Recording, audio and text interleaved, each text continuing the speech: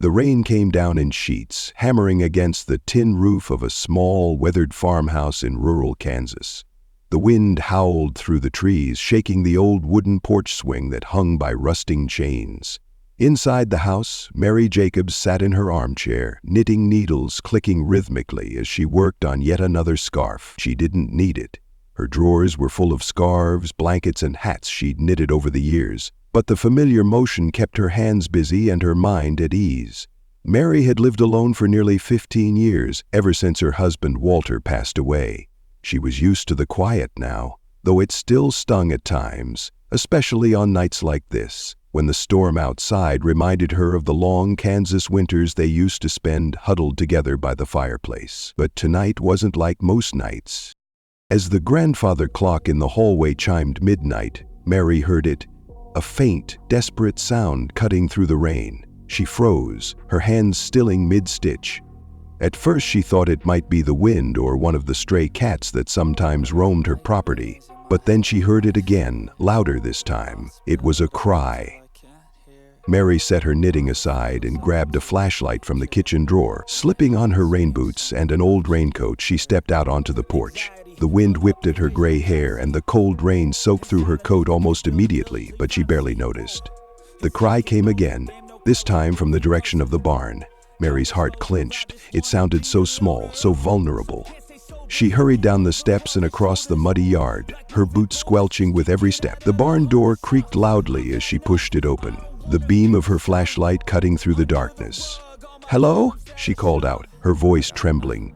The cry came again, and Mary followed it to the far corner of the barn where an old pile of hay lay scattered across the floor. There, nestled among the hay, was a tiny, shivering creature. Mary gasped. It was a tiger cub. The cub was no bigger than a small dog, its orange and black fur matted and soaked. Its eyes were shut tight, and it let out a weak, pitiful sound that tore at Mary's heart. "Oh, you poor thing," she murmured, crouching down. "What happened to you?" She scanned the barn, half expecting to see its mother lurking in the shadows, but there was nothing. The cub was alone. Mary hesitated, her mind racing. A tiger cub was no stray cat. It was wild, dangerous even. She should call animal control or some kind of wildlife rescue organization, but as she looked at the helpless creature, something inside her shifted. "You're just a baby," she whispered. "You need someone to take care of you." Without another thought, she scooped the cub into her arms. It let out a soft whimper but didn't struggle. Back in the house, Mary dried the cub off with a towel and set it near the fireplace, where the warmth seemed to soothe it. She warmed some milk on the stove and fed it with an eyedropper, her hands trembling as she worked. "You must be starving," she said softly. The cub drank greedily, its small body relaxing as its hunger was sated. When it was done, it curled up on the towel and let out a contented sigh. Mary couldn't help but smile. "I guess you're staying here tonight." Mary decided to name the cub Hope, a name that felt fitting given the circumstances. Over the next few days, she called every wildlife rescue organization she could find, but none were equipped to take in a tiger cub. One official even suggested euthanasia, which Mary flatly refused. "She's just a baby," Mary said, her voice firm. "She deserves a chance." So, Mary did what she had always done. She took matters into her own hands. She read every book and article she could find about tigers, learning about their diets, behavior, and care. She converted her barn into a safe enclosure, complete with a padded sleeping area, climbing structures, and plenty of space to roam. Hope grew quickly, her once fragile body becoming strong and muscular. Despite her size, she remained gentle with Mary, following her around the yard like a loyal dog. "You're not so scary," Mary teased one afternoon as Hope playfully pounced on a ball of yarn she had dropped. But Mary knew the day would come when Hope's instincts would outweigh her training. She just didn't expect it to come so soon. One summer evening, Mary was tending to her vegetable garden when she heard a commotion near the road. She turned to see a group of teenagers standing by the fence, throwing rocks at the barn. "Hey!" Mary shouted, marching toward them. "Stop that right now!" The boys laughed, unfazed by her scolding. "What's in there, lady?" one of them called. "A monster?" Before Mary could respond, the barn door burst open. Hope emerged, her massive frame silhouetted against the setting sun. She let out a low growl, her golden eyes fixed on the intruders. The boys froze, their faces pale. One of them dropped the rock he was holding and stumbled back. "Go on! Get out of here!" Mary yelled, waving her hands. The boys didn't need to be told twice. They took off running, disappearing down the road. Hope trotted over to Mary, her growl softening into a contented rumble as she nuzzled against her. Mary chuckled, her fear melting into relief. "Good girl," she said, scratching behind Hope's ears. "You're my guardian angel, aren't you?" As the years passed, Mary and Hope became inseparable. The once small tiger cub had grown into a majestic creature, her presence both awe-inspiring and comforting. But Mary's age was catching up with her. Her steps grew slower, her hands less steady. She knew her time was running out, but she found peace in the knowledge that she had given Hope a second chance. One autumn evening, as the leaves turned shades of gold and crimson, Mary sat on the porch with Hope lying at her feet. The sun dipped below the horizon, casting the farm in a warm amber glow. "You've been the best thing to ever happen to me," Mary said softly, her voice trembling. "Promise me you'll take care of this place when I'm gone." Hope let out a soft chuff, her head resting on Mary's lap. That night, Mary passed away in her sleep, a peaceful smile on her face. The day after Mary passed, the farmhouse seemed unnaturally quiet. Hope lay on the porch, her massive frame curled up near Mary's empty chair. For hours she didn't move, her golden eyes staring into the distance as if waiting for Mary to return. The neighbors, who had always thought Mary a bit eccentric for raising a tiger, approached the house cautiously. Martha, Mary's closest friend, was the first to arrive. She stepped onto the porch, clutching her coat against the autumn chill. "Hope?" Martha called softly, her voice trembling. Hope turned her head slowly, her eyes meeting Martha's. There was no aggression, only sadness. Martha hesitated, then took a careful step closer. "She's mourning," Martha said to Jack, her husband, who stood at the gate. Jack nodded. "Poor thing. She loved Mary just as much as any of us did." Over the next few days, the neighbors helped arrange Mary's funeral. They agreed to keep the tiger's presence quiet, worried that too much attention would bring trouble. But Hope never strayed far from the farmhouse. She spent most of her time near Mary's grave, a simple headstone in the corner of the garden. "She's guarding it," Jack said one evening as he watched Hope from a distance. "It's like she's still protecting Mary." And in many ways she was. Not everyone in the town respected Mary's memory. A group of local troublemakers, emboldened by rumors of a tiger living on the property, decided to test their luck one night. They climbed over the garden fence, their flashlights cutting through the darkness. "Think it's really here?" one of them whispered. "I don't know, but if we get a picture, it'll go viral," another replied. Pulling out his phone, the group crept toward the barn, their laughter quiet but mocking. They didn't notice the glowing eyes watching them from the shadows. Hope emerged silently, her large paws making almost no sound on the dirt path. She let out a low, rumbling growl that stopped the boys in their tracks. "What was that?" one of them hissed, spinning around. Before they could react, Hope stepped into the beam of their flashlight. Her massive frame towered over them, her teeth bared in a silent warning. "Run! One of the boys screamed, dropping his phone. The group scattered, tripping over each other in their haste to escape. Hope didn't chase them. She simply stood her ground, watching as they disappeared into the night. The next morning, Jack found the abandoned phone near the barn. He chuckled as he pocketed it. "I guess they won't be coming back anytime soon." Word of Hope's presence spread quietly among the townspeople, but instead of fear, many felt a sense of admiration. They saw Hope not as a threat, but as a guardian of Mary's legacy. One afternoon, Dylan, a shy teenager who had always been fond of Mary, approached the farm. He stood at the gate, clutching a bouquet of wildflowers. "Hi, Hope," he said softly.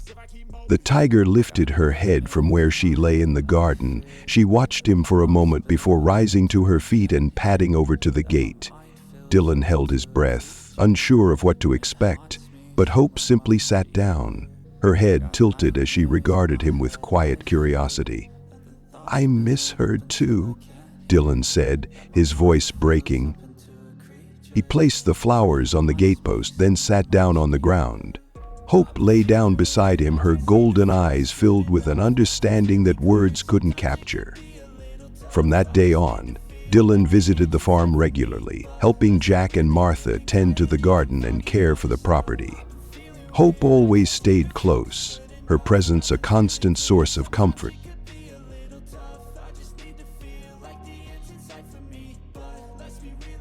One winter evening, a fierce storm swept through the town, knocking down trees and power lines. Martha and Jack were huddled in their house when they heard a frantic knock at the door. It was a young woman, soaking wet and shivering. "Please," she gasped, "my car skidded off the road near the farm. My son's trapped inside." Jack grabbed his coat and flashlight.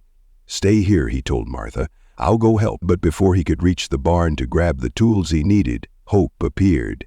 She seemed to sense the urgency in the woman's voice and took off into the storm before Jack could stop her.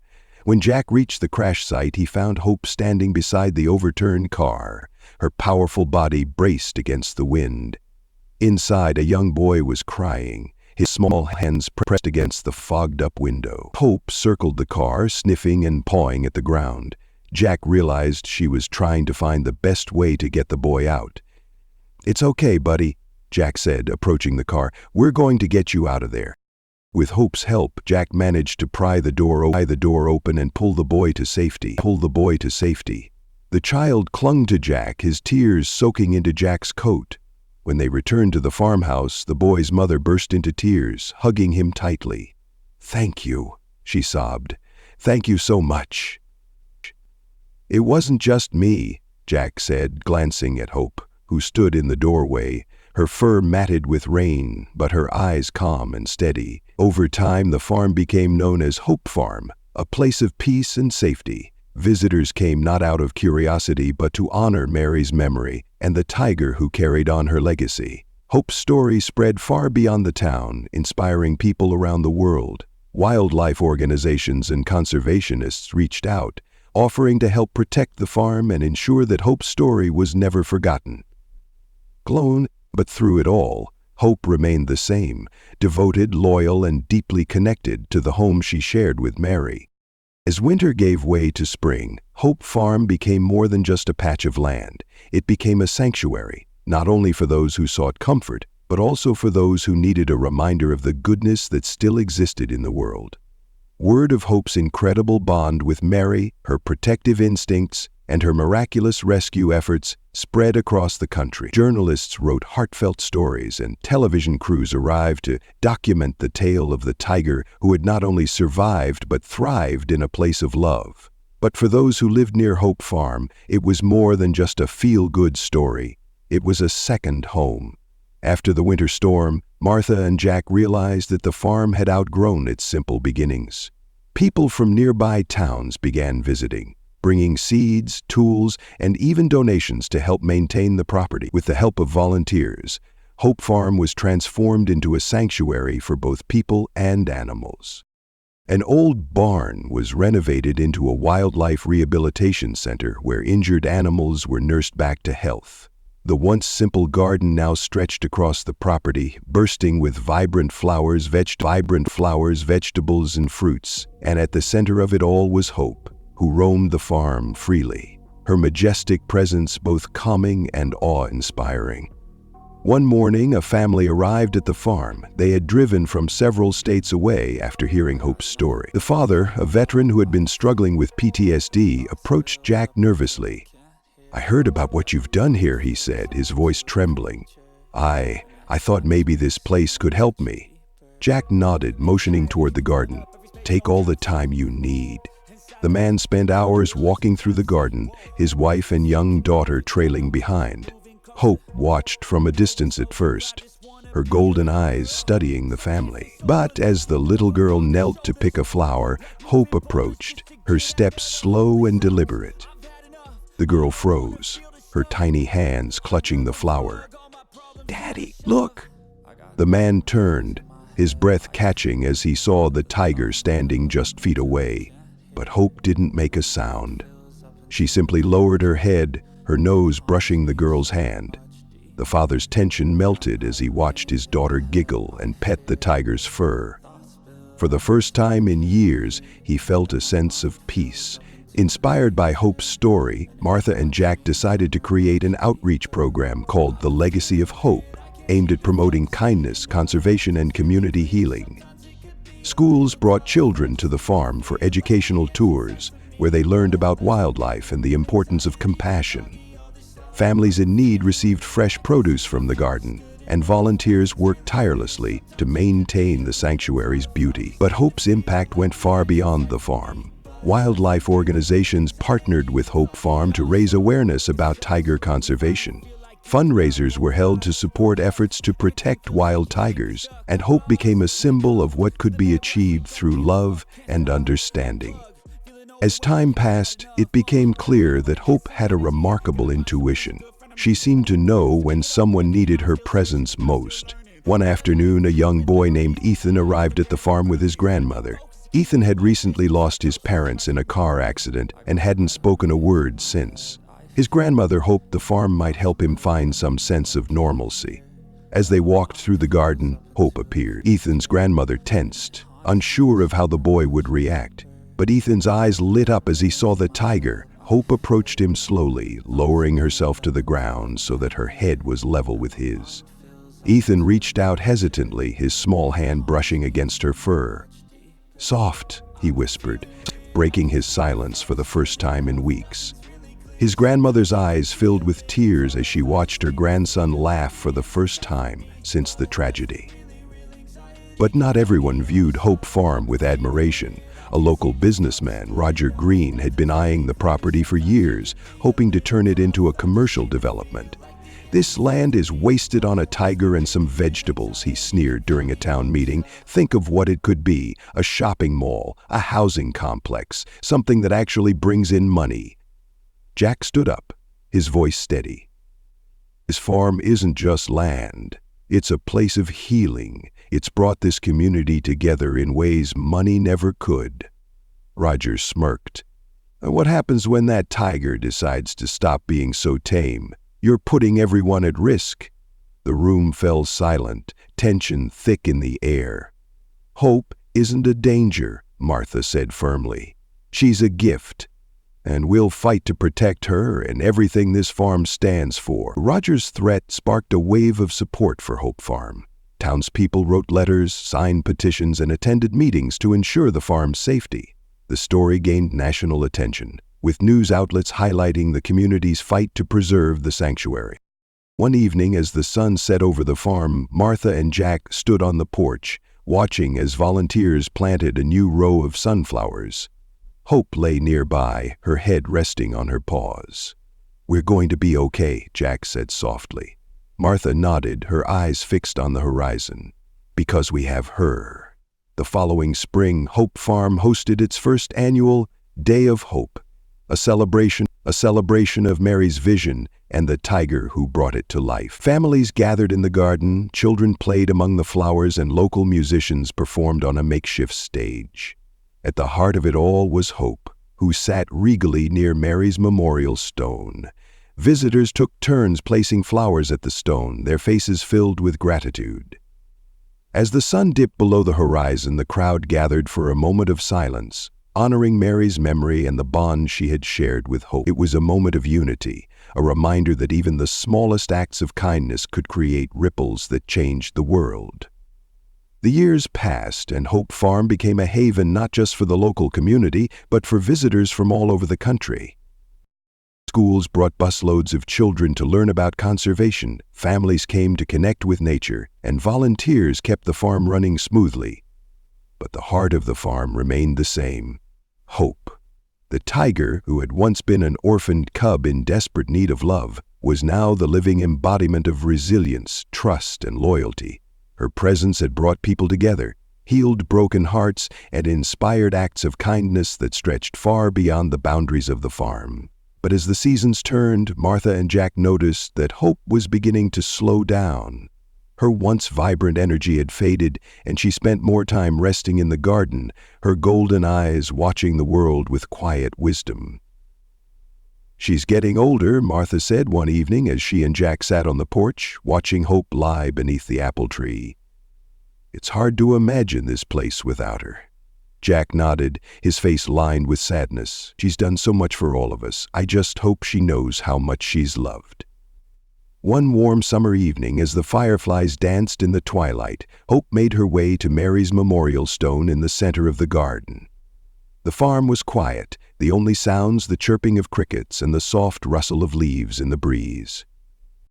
Martha, who had been tending to the flowers nearby, watched as Hope settled down beside the stone.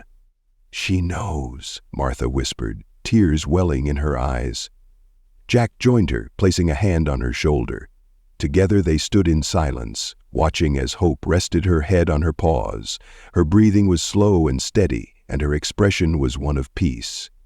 As the stars filled the night sky, Hope took her last breath, her body still and her spirit free.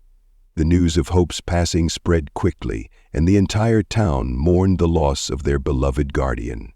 People gathered at the farm to pay their respects, bringing flowers and sharing stories of how Hope had touched their lives. Martha and Jack decided to hold a memorial service in the garden, inviting everyone who had ever been inspired by Hope to attend. On the day of the service, the garden was filled with people, children who had grown up visiting the farm, families who had been helped during hard times, and volunteers who had worked alongside Hope to keep the farm thriving. A statue of Hope, crafted by a local artist, was unveiled at the center of the garden. It depicted her sitting regally, a bouquet of wildflowers at her feet. Beneath the statue, a plaque read, "In memory of Hope, the tiger who taught us the power of love, loyalty, and healing." Though Hope was gone, her legacy continued to grow. Inspired by her story, Martha and Jack expanded the Legacy of Hope program, partnering with wildlife conservation organizations to protect endangered species and promote education about the environment. The farm became a hub for these efforts, hosting workshops, fundraisers, and events that brought people together in the name of kindness and conservation. One of the most meaningful moments came when a group of wildlife conservationists visited the farm with an incredible announcement. "We've been working on a tiger reserve overseas," one of them explained, "and we'd like to name it after Hope. Her story has inspired so many people to care about tigers and their survival." Martha and Jack were overwhelmed with emotion. "She would have loved that," Martha said, wiping away tears.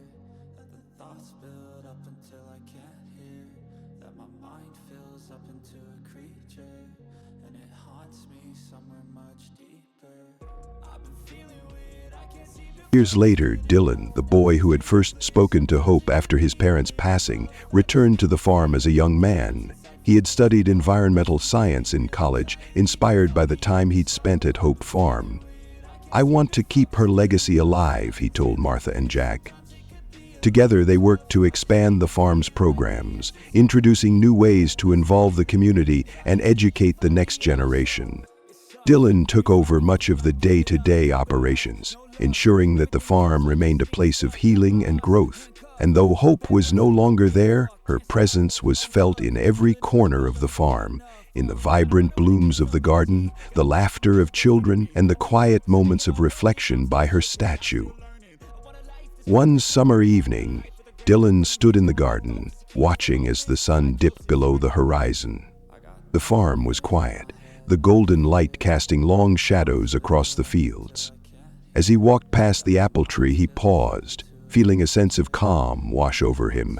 He looked up at the sky and smiled. "Thank you, Hope," he whispered, "for everything." The wind rustled the leaves above him, and for a moment it felt as though she was still there, watching over the farm, her spirit woven into the very fabric of the land. Hope's story didn't end with her passing. It became a reminder of the power of love, the strength of resilience, and the beauty of a life lived in service to others. And as long as the garden bloomed and the farm thrived, her legacy would endure, touching hearts and inspiring kindness for generations to come.